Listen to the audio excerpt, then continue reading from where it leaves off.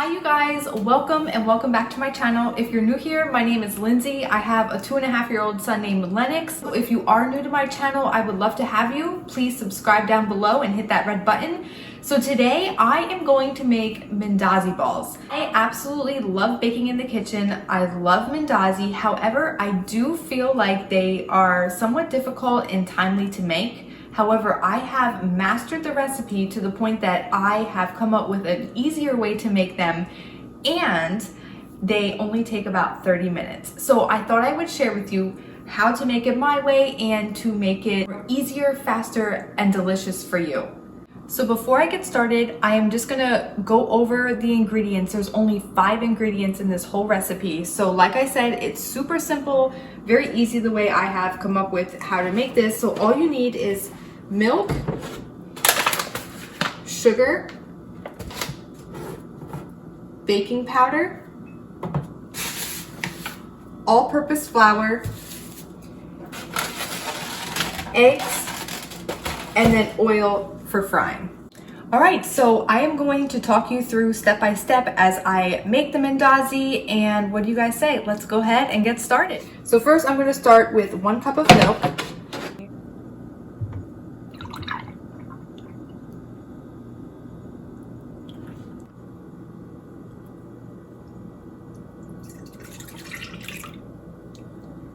Now I'm going to add 2 eggs.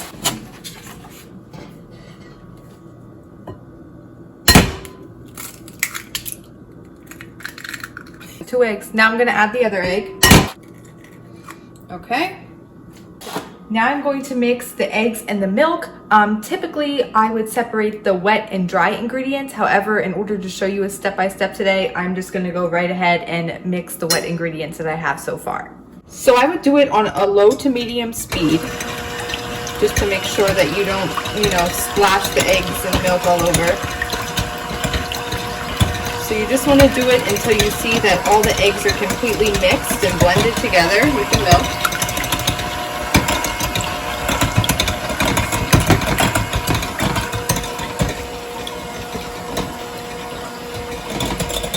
You guys, this is going to be so delicious. You're going to be so pleased with the end result and how easy it is to make. Alright, so that looks about good, so we can stop here. So next we're going to add 1/2 cup of sugar. And it's okay if you go a little bit over. A little extra sugar never hurt anybody. So let's add our 1/2 cup of sugar. I'm going to blend this first before I add anything else. Just make sure that the sugar dissolves a little bit in with the egg and the milk.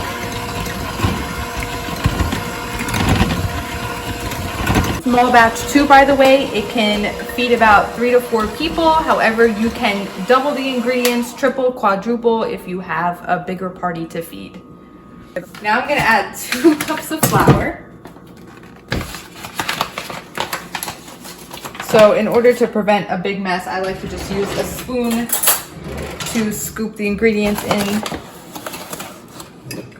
Go like this. And I always, get a little bit out of the cup, but we can clean that up. And I wouldn't pack it down. I would leave it, fluffy like that. Okay, so there's 1 cup.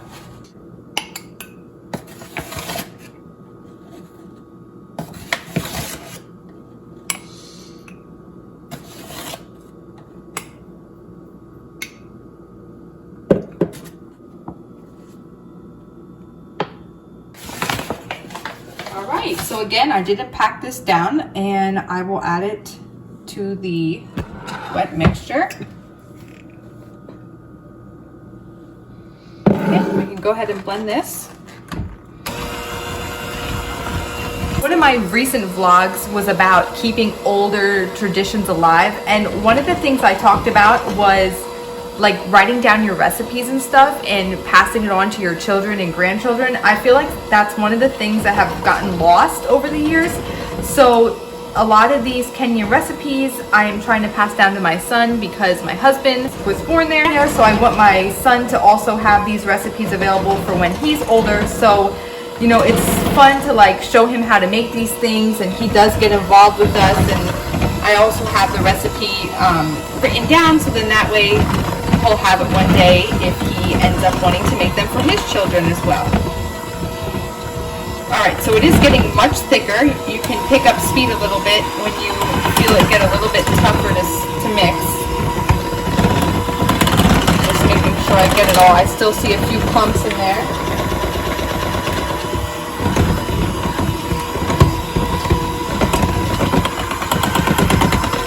You see it's not like a real thick dough consistency like you would see with pizza.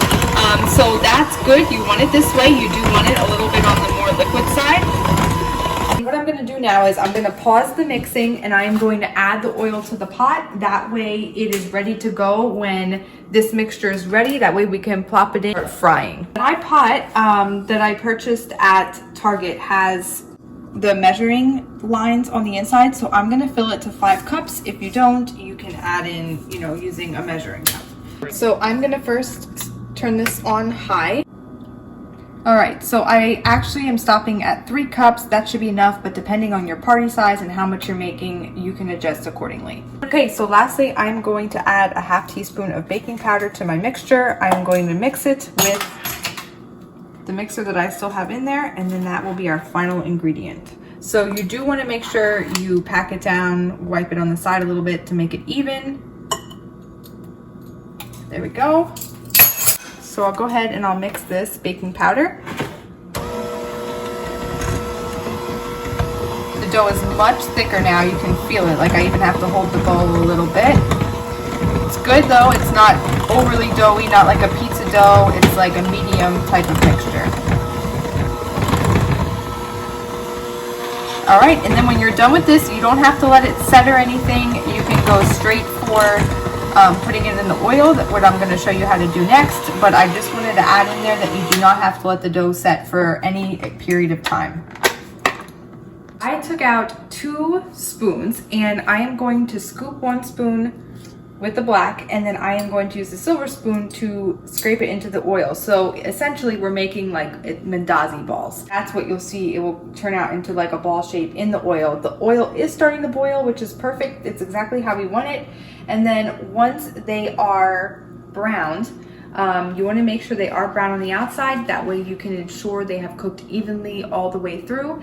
Then you will move them into a separate bowl to store so that you can make room to add more dough into the pot. I am going to reduce the heat now to medium. I'm going to put it about at a 4 here on my stove. And then I am going to just scoop 1 spoonful of this, and I'll use the second spoon to help guide the rest of the mixture up. That way none's falling over. And then when I go to dump it into the pot, I will use the second spoon to essentially plop the dough into the pot. That way it makes a ball. So these are going to be Mandazi balls.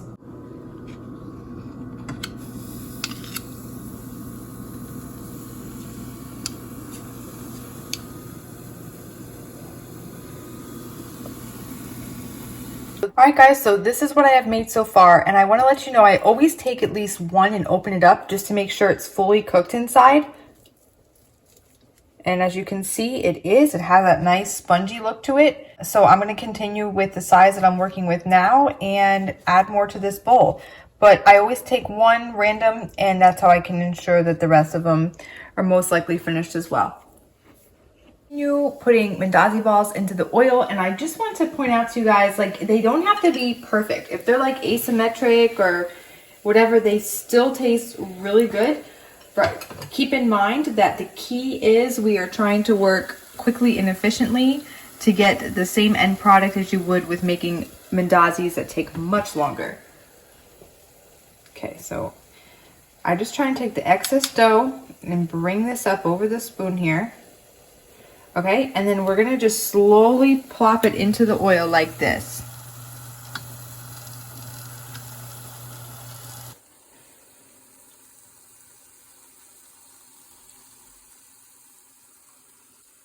I added a couple more. As you can see, I don't have much dough left, so I'm gonna just finish off here. I have a little spot.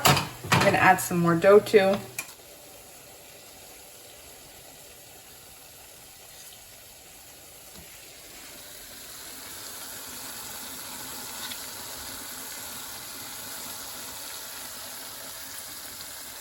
There we go.